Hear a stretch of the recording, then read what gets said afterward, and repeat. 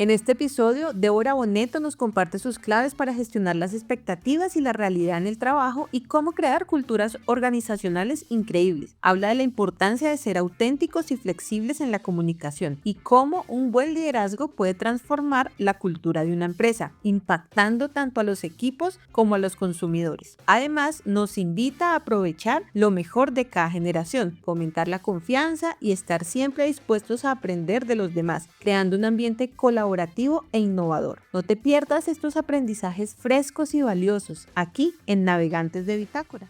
Si yo logro tener una cultura fuerte, eso impacta en que tengo personas que eligen ser parte de esta organización, que contribuyen a tener unas buenas rutinas, entornos que sean psicológicamente seguros, y eso impacta finalmente hacia afuera, finalmente en que estas personas brindan servicio extraordinario, un servicio memorable para los usuarios, y eso automáticamente en consecuencia genera mayores ventas de nuestros productos, porque hay una frase que dice Simon Sinek que es: las personas ya no compran lo que uno hace, sino el por qué lo hace.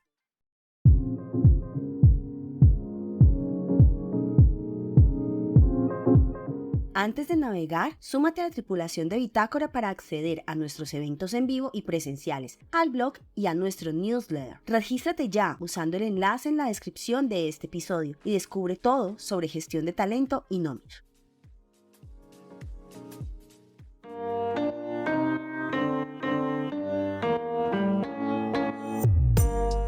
Este barco está a punto de zarpar con un nuevo episodio de Navegantes, el podcast de Bitácora que te llevará a explorar nuevas fronteras. Nos sumergimos en conversaciones con líderes que están construyendo mejores empresas al impulsar el talento humano. Hoy nos acompaña Julie Duque, representante de desarrollo de negocios de Bitácora. Prepárate para navegar hacia un horizonte de inspiración y descubrimiento.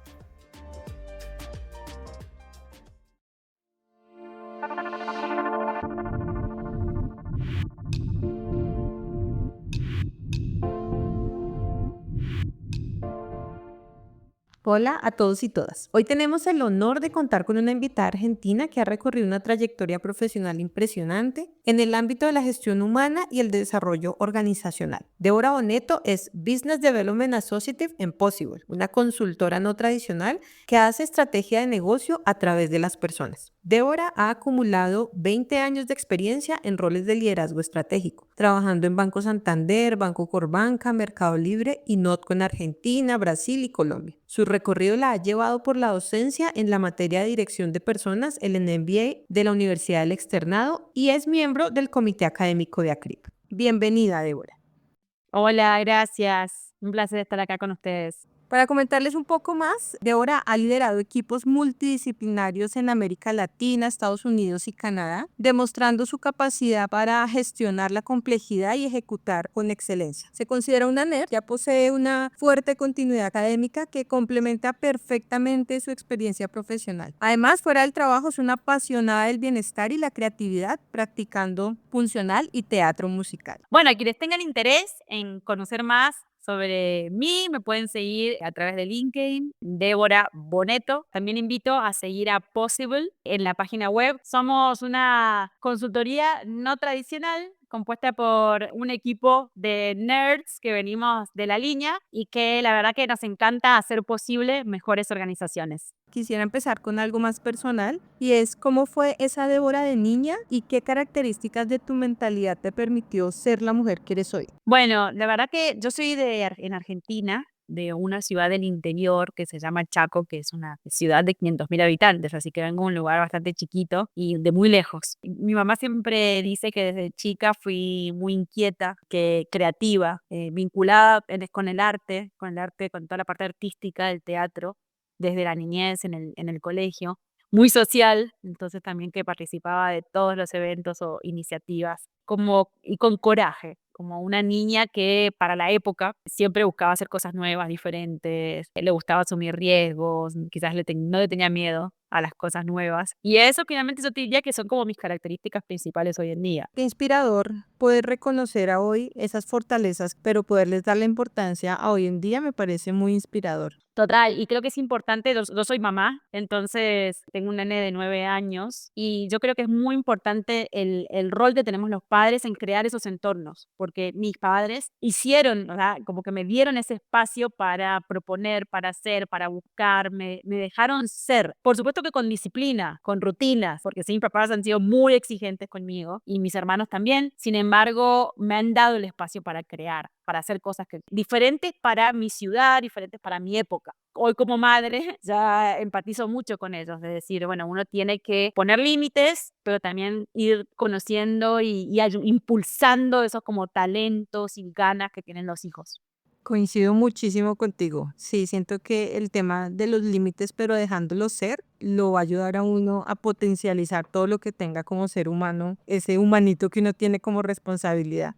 Total, involucrarnos mucho más allá de también lo que podamos hacer en la casa, que finalmente siempre digo, los valores los desarrollamos en el hogar, pero hay algo que yo participo y soy la presidenta del Consejo de Padres del colegio de mi hijo y dedico bastante tiempo a ese rol porque sé que tengo que ser protagonista de finalmente de ese cambio, ¿no? De crear como las prácticas, las metodologías, acompañar al colegio a que también se vaya transformando la educación, se tiene que transformar con todo lo que está pasando en el mundo. Bueno, y a veces no son todos los colegios tan ágiles, entonces que existe un consejo también de padres muy involucrados, con un colegio abierto a recibir las nuevas ideas, que seamos un consejo de padres que muchos venimos del mundo empresarial, entonces traemos esa visión organizacional de cómo hacer las cosas y esa visión de decir, bueno, estamos armando, o sea, armando y educando niños para ya los próximos 5, 10, 20 años. Entonces, que estemos involucrados en ayudar a tener que los colegios tengan esa visión. Así eso también me gusta mucho como parte de mi rol integral, ¿no? En este mundo y mi granito de arena. Sabes que me gusta mucho lo que acabas de decir, que es algo que yo siento personalmente y es que el mundo corporativo, el mundo empresarial, sí tiene mucho que aportarle a la sociedad desde sus primeros momentos. Hay gente que dice que como que son separados y como que las cosas de adultos no tienen que ver con los niños, pero el ejemplo que nos acabas de dar parece espectacular porque tienes como la experiencia, la teoría en lo empresarial y si lo puedes aportar a la sociedad desde los primeros momentos, que es una corresponsabilidad entre el colegio y los papás, me parece muy valioso.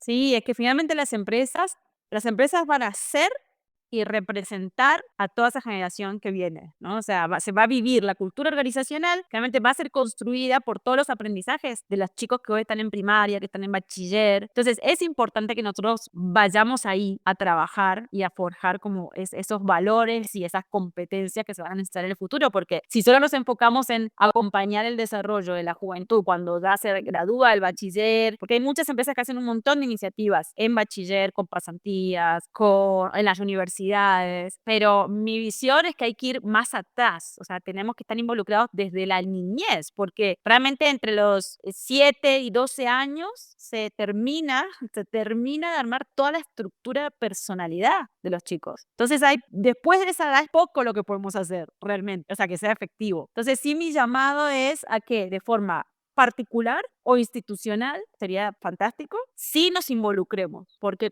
me parece que hay una generación, sobre todo la mía, yo tengo 42 años, hay una generación que quizás por nuestras ambiciones profesionales, las cuales son muy buenas y yo las he tenido, hemos aprendido a terciarizar muchas cosas de nuestros hijos, nos hemos transformado en expertos en terciarizar, ¿no? Y en esperar que en otros lugares hagan las cosas muy bien. Entonces, mi forma de ver es, ok, pero como padres, involucrémonos, sea en el colegio, sea en el jardín, sea en el club donde hacen actividades deportivas, sí, también como donde uno tenga más afinidad, pero ayudar a que todas estas instituciones que complementan la educación de nuestros hijos puedan como adaptarse mucho más rápido a lo que viene, porque sí es la realidad, la educación no se adapta a la velocidad de las necesidades que va teniendo el mundo a nivel de competencias, pues están pasando un montón de cosas y los colegios van de atrás, como muy reactivos. Bueno, coincido mucho con lo que estás diciendo y me parece que esto es un proyecto que tiene mucho fondo, pero en tu experiencia en recursos humanos, a veces es común que las expectativas no siempre coincidan con la realidad del mundo empresarial. Nos pasa mucho cuando salimos de la universidad, tenemos toda la teoría y vamos a ver la práctica y como que no coinciden mucho. ¿Cómo has manejado tú esa brecha que existe entre las expectativas y la realidad a lo largo de tu carrera en la gestión humana? Primero que esas brechas son reales, entonces no las podemos ni acortar, ¿sí? Esa es una realidad, porque como justamente estábamos hablando recién, las necesidades, las organizaciones cada vez están más dinámicas, los negocios tienen que adaptarse muy rápido a las nuevas expectativas de los consumidores y eso claramente hace que las competencias que necesitamos en las organizaciones también vayan variando. Entonces, ¿cuál es mi recomendación? Por lo menos desde lo que viví a nivel personal y un poco lo que trabajé como en las empresas donde estuve. Uno tiene que siempre ser muy claro con las expectativas desde el inicio, ¿no? Ser muy auténtico en la comunicación que hacemos de nuestra identidad organizacional. Ser reales, ¿no? De qué hacemos, cómo lo hacemos, compartir la realidad del día a día de la cultura organizacional. Porque finalmente yo siempre digo que la cultura atrae y excluye. Finalmente el tipo de personas que uno no realmente hacen como fit con la organización. Entonces necesitamos tener esa comunicación que sea transparente. Después tiene que ver con la adaptabilidad y la flexibilidad. Es decir, escuchar, ser flexibles con mi propio enfoque, ¿sí? Ir identificando qué necesita la organización, ir pensando en el largo plazo y en el caso de las posiciones de liderazgo, creando estas conversaciones con nuestros equipos. Ir acompañando a que todos los niveles de la organización tengan esa visión de largo plazo, ¿no? Y que se puedan ir compartiendo las aspiraciones y las oportunidades y las nuevas experiencias que puede traer la organización. Luego, aprendizaje constante, ¿no? O sea, me parece que eso, y yo siempre lo digo como un mantra que tengo, que es estar como en modo turista de aprendizaje. Hoy en día tenemos posibilidades de entrar en una organización en una posición, pero después ir moviéndonos en diferentes áreas, con diferentes roles, donde podamos aprender inclusive competencias diferentes, complementarias, nuevas, a las que quizás nosotros nos formamos profesionalmente. Entonces, eso es bueno que uno vaya pidiendo pista en la organización y después que la organización tenga también esos entornos de generar movimientos internos, no como oportunidades de carrera que sean fijas, que sean rígidas como antes existían, ¿no? Que uno entraba a una organización y sabía, mi paso es este, mi próximo paso es el otro. No, sino que ir entendiendo qué va pasando en el mercado, qué va necesitando el negocio y ir buscando esos perfiles diferenciales dentro de la organización y siempre ir teniendo como conversaciones que sean como muy poderosas. O sea, yo creo que hemos dedicado mucho tiempo a prepararnos técnicamente, lo cual es muy bueno, y menos tiempo, porque la universidad tampoco nos enseña a crear conversaciones. La expectativa es un tema de conversación. O sea, si uno conversa bien, de forma efectiva, de forma transparente, cualquier interpretación errónea o imaginación sobre cosas que a veces no suceden, o el ruido o las conversaciones informales se disminuyen cuando uno realmente tiene ese acercamiento constante. Y estoy hablando en todos los niveles de la organización, que sea ida y vuelta. Quiero destacar una palabra que dijiste dentro de todo lo que nos contaste, bueno, dos que me llamaron mucho la atención y es ser auténtico con las expectativas. Me parece interesante hablar un poquito de eso porque la claridad, bueno, ser claro, lo entiendo mucho, la autenticidad en la expectativa. Háblame un poquito de eso, porfa. Ok, cuando hablo de autenticidad, hablo de poder compartir realmente cuáles son los comportamientos esperados en nuestra organización, en nuestro equipo, qué es aceptado a nivel comportamental, qué no es aceptado, y eso también tenemos que decirlo. ¿Qué esperamos de una persona que trabaje con nosotros? Preguntar cómo se alinean estos comportamientos esperados con realmente la expectativa o la aspiración que tienen muchas veces las candidatos cuando vamos a contratar.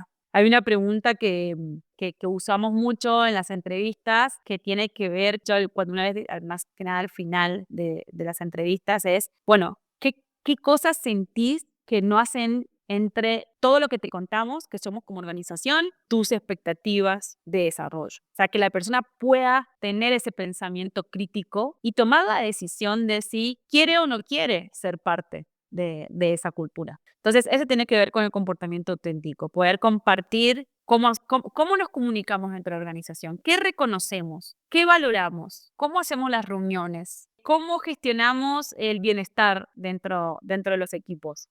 Necesitamos contar exactamente lo que sucede en la dinámica cotidiana de de la realidad de tu empresa. Eso para mí es el liderazgo auténtico. Y poder aceptar las diferencias de opiniones. Saber que aunque yo tengo una opinión, seguramente las personas de mi equipo tendrán otras y que se puede construir una tercera quizás visión a partir de la suma de un montón de ideas diferentes. Qué bueno poder reconocer eso en estos momentos, ¿no? Porque yo creo que antes atrás era como una única línea y usted se tiene que ajustar a esto, punto final, pero poder tener esas diferencias de opiniones que nos cuenta y poder potencializar desde ahí es bastante valioso. Hoy en día hay una necesidad de negocio, un liderazgo o una organización que sea auténtica, porque el consumidor quiere organizaciones auténticas.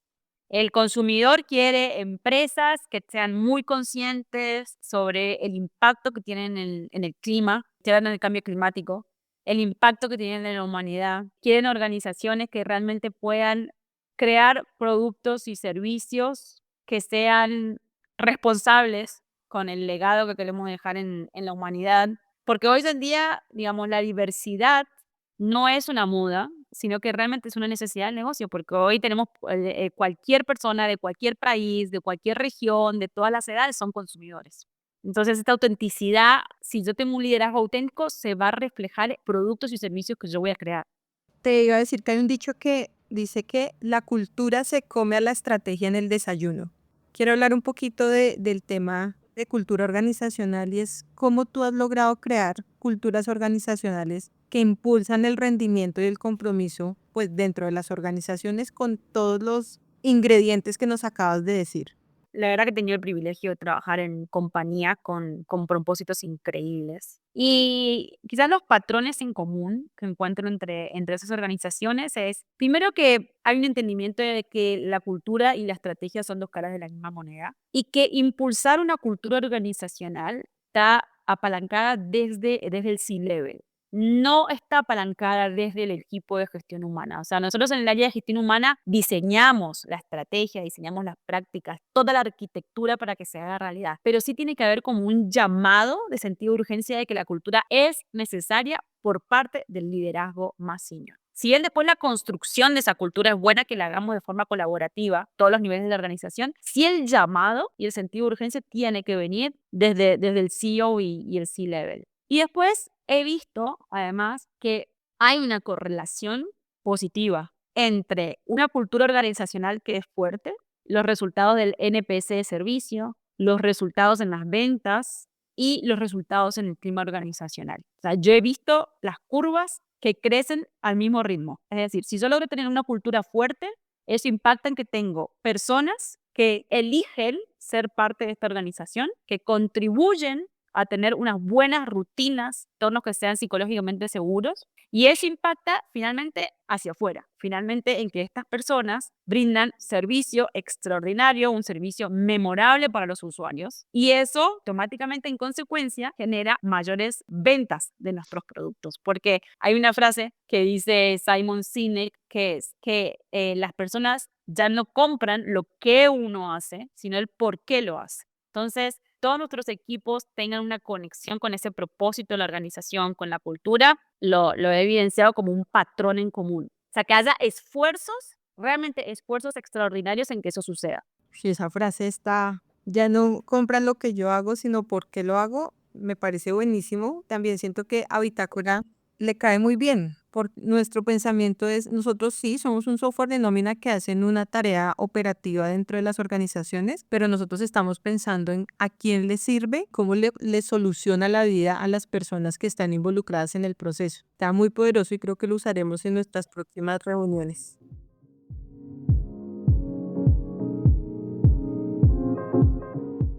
¿Quieres llevar tu gestión de nómina al siguiente nivel? Prueba Bitácora gratis, ajustala sin problemas, anticipa cambios legales y gestiona novedades en segundos. Solo haz clic en el enlace de la descripción. Te esperamos, tripulante. Quiero hablar un poquito de el liderazgo intergeneracional. En los episodios de Navegantes nos han contado mucho que estamos como en un momento en el que muchas personas ya están, digamos que en su etapa de jubilación y vienen nuevas generaciones con culturas y con pensamientos completamente diferentes. Esto pues es clave para crear unos entornos de aprendizaje. Y ahí te quiero preguntar cómo se puede fomentar un entorno de aprendizaje circular cuando tenemos esos equipos con generaciones diferentes. A ver, este es muy lindo porque tengo varias conversaciones en el último tiempo con varias empresas sobre la multigeneracionalidad.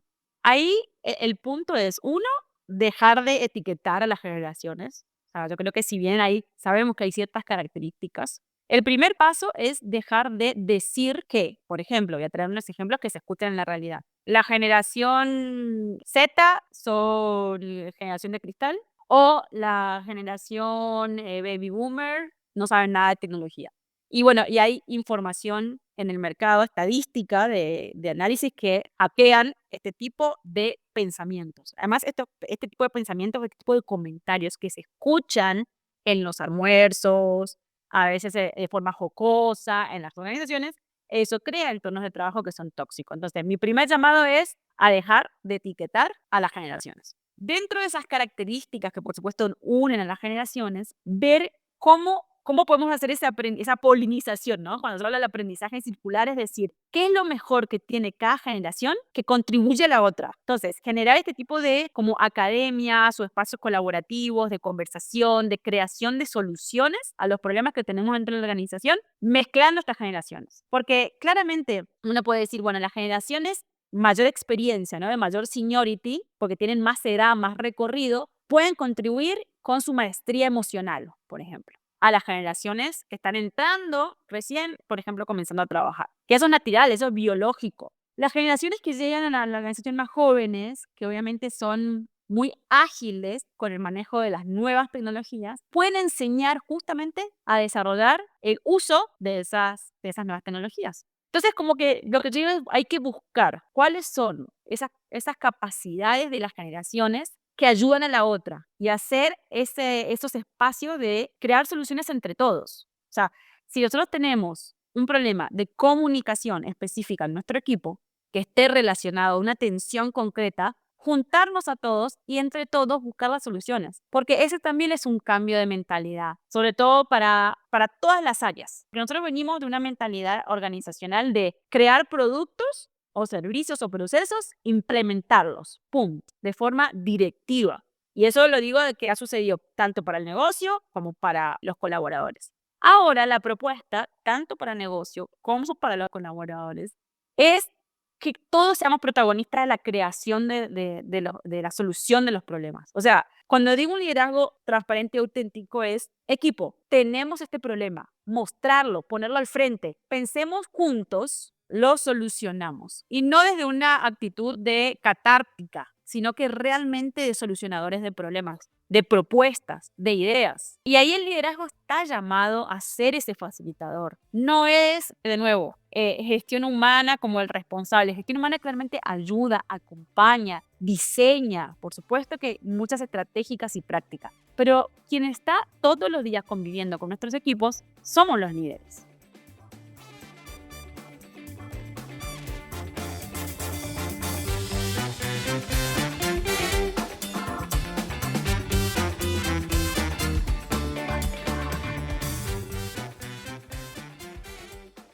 Yo quisiera hablar ahora exploráramos una idea interesante de el poliamor organizacional, que es un concepto que habla de la evolución de las relaciones laborales en las organizaciones. ¿Cómo has visto tú evolucionar esas relaciones laborales en términos de compromiso y lealtad dentro de las empresas?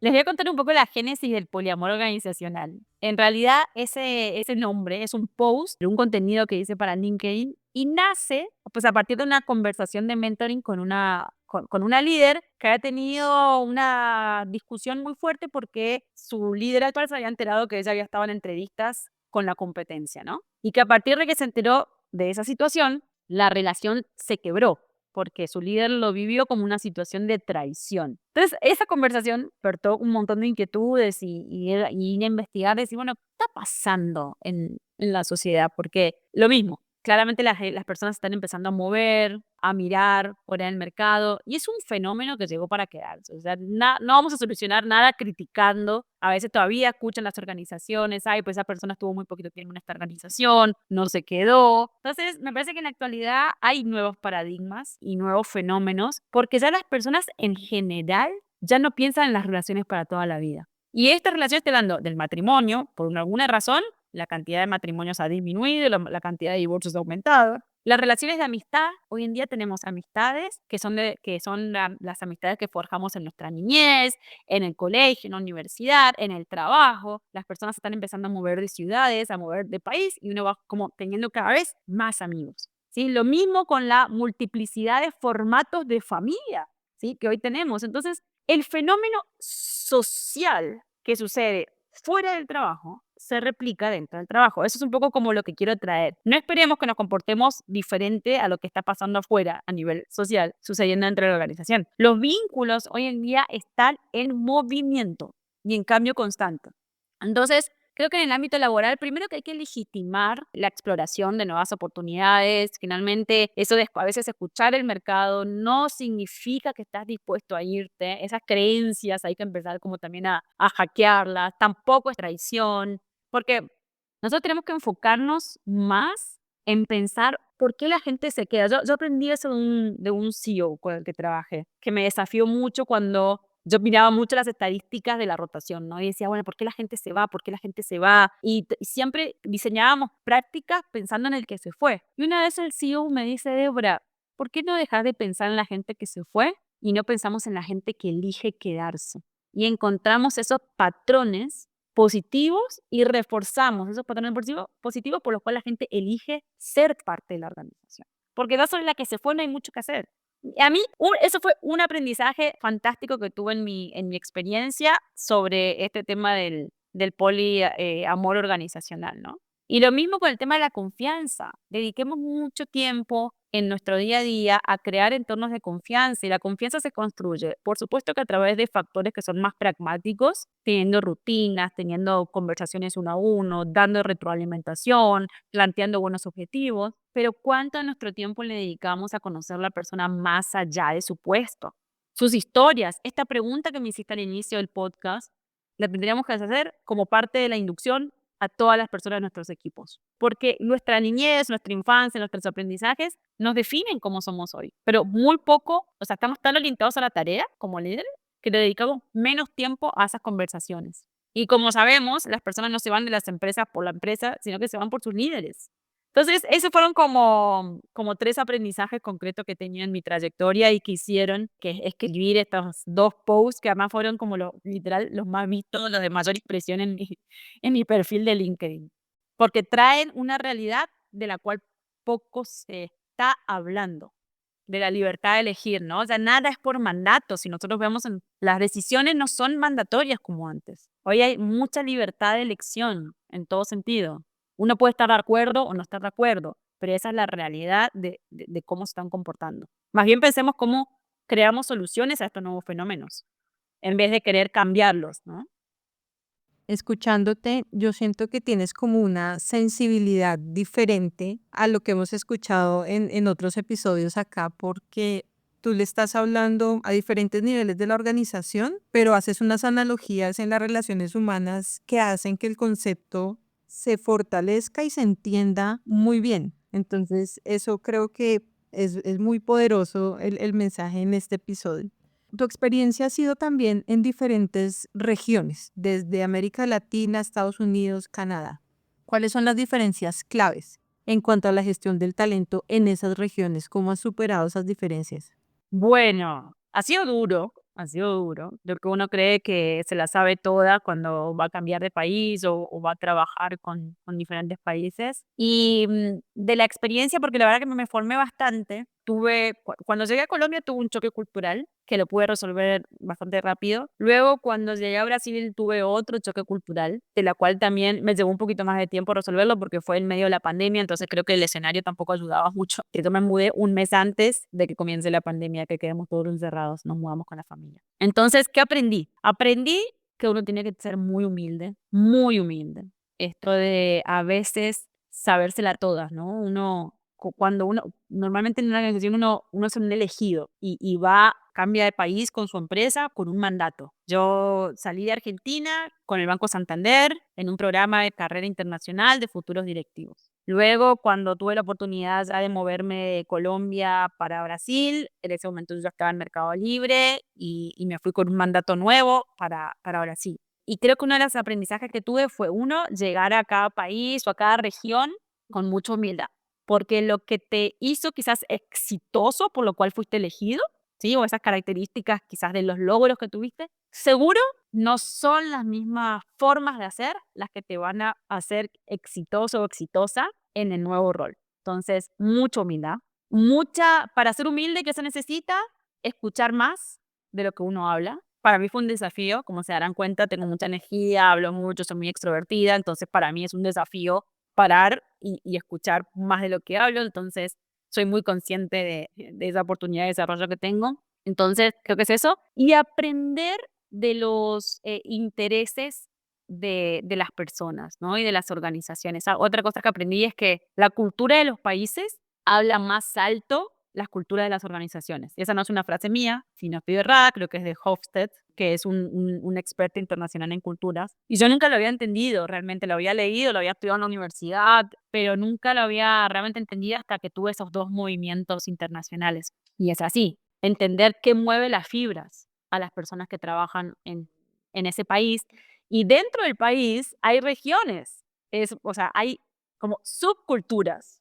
No es lo mismo las personas que viven en Sao Paulo que las personas que viven en Río de Janeiro, que uno dice estás a 7 horas de auto y son tan diferentes las culturas. Lo mismo que en Colombia. Yo viví en Bogotá, vivo en Medellín. Los intereses y lo que mueve la fibra a esas dos regiones no son las mismas. Entonces, aprender cómo a leer esos intereses, lo que se dice, lo que no se dice, ver, observar el día a día, los comportamientos, las reuniones, quién habla, quién no habla, las palabras que utilizan, uno va identificando como esos patrones culturales del país. Entonces, me parece que hay que aprender eso, mucha humildad, hacer más preguntas que lo que uno habla, identificar qué mueve las fibras para finalmente poder tender puentes, ¿no? Porque obviamente que uno siempre, cuando hace un movimiento internacional dentro de una organización, tiene un mandato para el cual fue convocado, pero la forma en que cumplas el mandato es como uno interpretó esa cultura. Bueno, ¿cuál ha sido el reto más grande que has enfrentado en esta transformación organizacional que nos has contado y cómo lo resolviste? ¡Wow!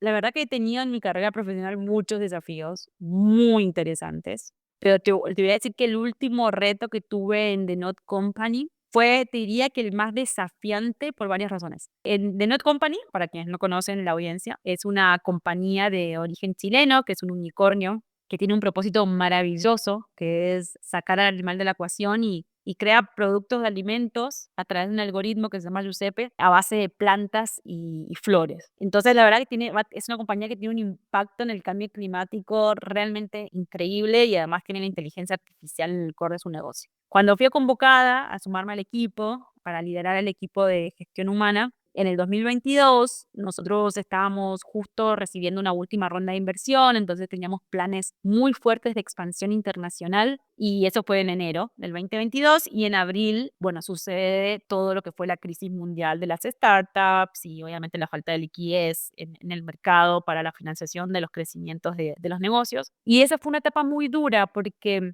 yo llegué a esa compañía con un contrato psicológico, imagínate, con una expectativa. Fíjate lo que es que hablábamos al inicio, ¿no? El poder de las expectativas de crecimiento, de expansión, y es algo que yo había hecho quizás en mi trayectoria muy bien, y habían sido los retos que para mí han sido más fácil de hacer. Y nosotros llegamos a tener conversaciones en esa instancia de cómo hacer para no cerrar la compañía en ese contexto. O sea, nosotros estábamos en un nivel de riesgo por el contexto mundial de no poder sostener la compañía. Entonces, para mí, o sea, fueron como desafíos personalmente muy fuertes porque tuve que cambiar el chip primero yo, de decir, ok, esto cambió. Entonces, ya, o sea, por lo que vine, por lo que me contrataron, ya no es ni será por los próximos años, porque el mundo cambió, o sea, las expectativas de los inversores había cambiado. No era un cambio de la organización, era un cambio de contexto global. Entonces, esa visión, ¿no? Decir más amplia, esto no me está pasando a mí, esto le está pasando al mundo. Entonces, primero tomar esa conciencia. Y después, la verdad que fuimos con un equipo muy interesante digamos, multidisciplinar, ¿no? Digamos, todas las áreas pensando en decir, bueno, ¿cómo nos reinventamos como organización? Y empezamos a tomar una serie de decisiones estratégicas para hacer de la organización algo sustentable en el futuro. O sea, de decir, ok, hay una realidad, ya no podemos depender para el crecimiento y la expansión de más inversiones, sino que nosotros necesitamos de forma más rápida llegar a nuestros puntos de equilibrio. Y entonces, o sea, de verdad empezamos a pensar en, bueno, cómo crear nuevas unidades de negocio, nuevas líneas de negocio. Por supuesto que tuvimos que hacer ciertas eficiencias a nivel de estructura, pero fueron eficiencias realmente muy chiquitas, porque la compañía ya tenía bastante conciencia sobre la rentabilidad. Y después lo fundamental fue la comunicación con los equipos. Bueno, Débora, qué cantidad de información tan valiosa nos has compartido en este episodio. Como te decía hace un rato, le hablas al profesional, al humano, haces analogías que nos ayudan a entender muchísimo tu punto y eso te lo agradezco mucho. Siempre hemos hablado aquí que le hablamos a los navegantes de todos los niveles de la organización, pero que también queremos ser como ese faro en los que están iniciando su vida laboral, porque hemos identificado que en recursos humanos uno va adquiriendo sabiduría a través de la experiencia y poder tener una herramienta como esta, de escuchar a personas como tú, ver pues todos estos desafíos y cómo los has enfrentado, es supremamente valioso. Entonces, antes de que se acabe este episodio, para finalizar, quisiera que nos dejaras con algunos consejos claves para nuestros oyentes, para los líderes que están comenzando su carrera, y es ¿qué consejo le darías para gestionar equipos diversos y ser eficaces en un entorno cambiante?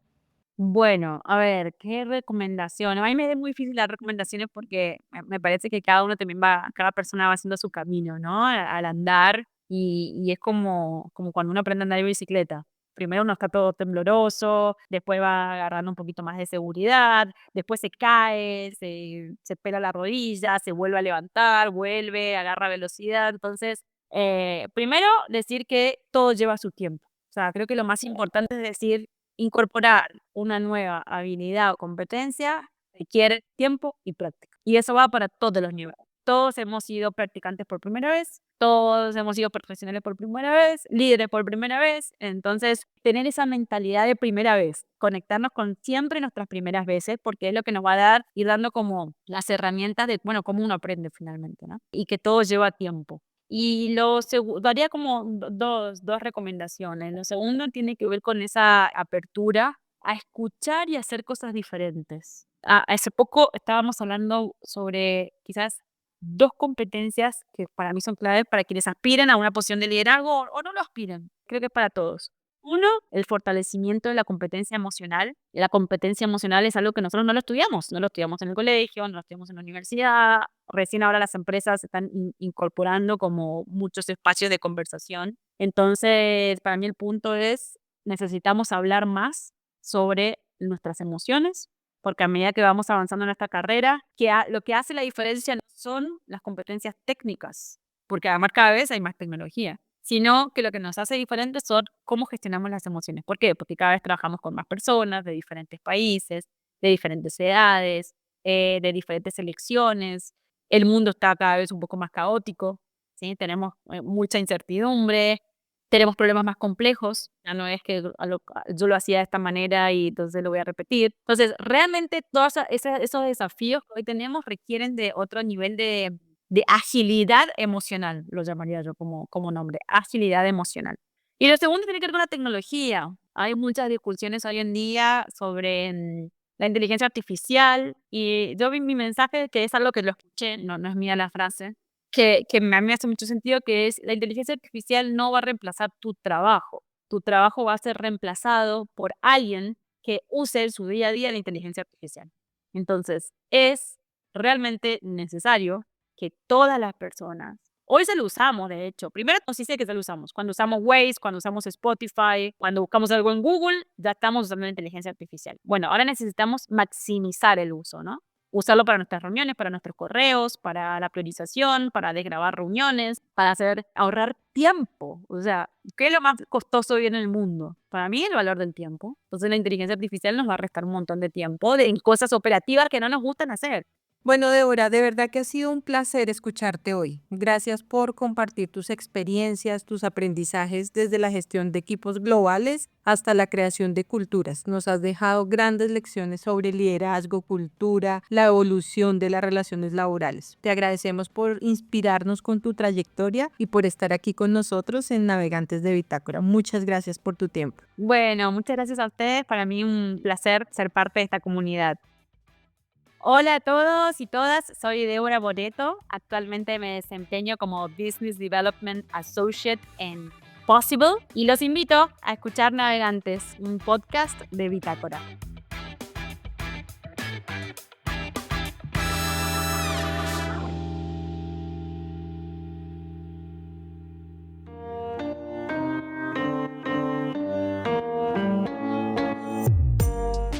Este barco llegó a su puerto, pero nuestro viaje no termina aquí. Antes de desembarcar, te invitamos a llenar nuestra encuesta y dejarnos tus comentarios. Si disfrutaste este podcast, califícanos y ayúdanos a mejorar. Gracias por acompañarnos en Navegantes, el podcast de Bitácora. Espera un nuevo episodio todos los martes.